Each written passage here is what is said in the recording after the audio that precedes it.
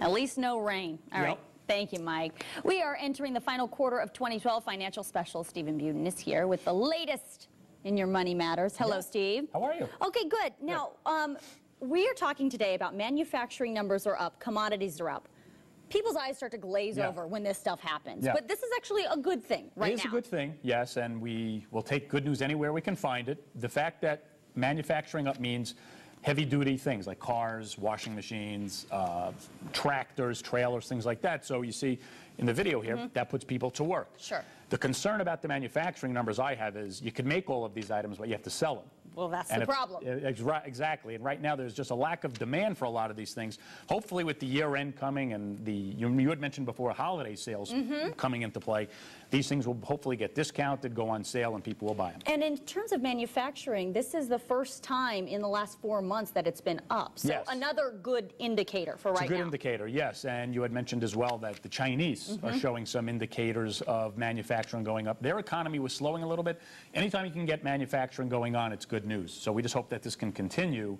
1 month is not a trend, but hopefully we'll see improvement. Well, it'll certainly be something that they will be discussing during this political debate coming up. It'll be very, very interesting to see the politicians' take on all of this and where this is all coming from. Everybody takes credit for it when it goes up. Right. Okay, this is also, we're getting into this new earnings season, this new fourth quarter, and you were explaining to me with a very good analogy in the way I can understand it perfectly about how earnings season works. Yes. You want to use that example? Yes, let's just use it.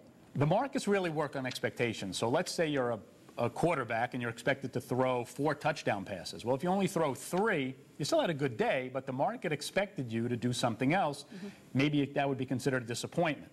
Same thing with earnings. A lot of companies are expected to earn Y, but if they're earning X, which is less, the markets will react because they were expecting a different thing. So what you're beginning to see now is the expectations begun to be rattled down. So the company can say, instead of making $1 a share, which you expected, we made $1.02. Basically pat themselves on the back. Pat themselves on their back. So and then all of a sudden everybody gets excited because it looks like it's better than it really is.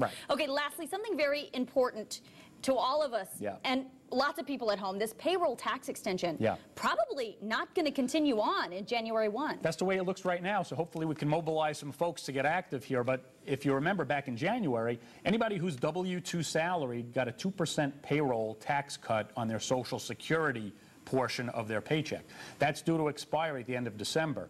A lot of the research I've been doing is indicating that both Democrats and Republicans don't necessarily think this should be extended. So we have this fiscal cliff coming. There's a lot of other issues to consider, but this is one that they're beginning to let go. And you know, somebody who's making $50,000, that's $1,000 coming out of your pocket. I was just going to say, folks, that's like $1,000 per family in this country.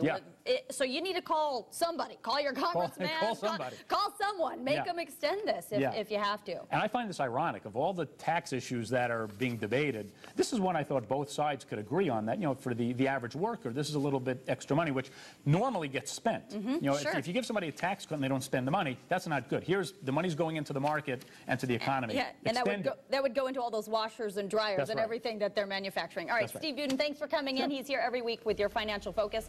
We'll be right back.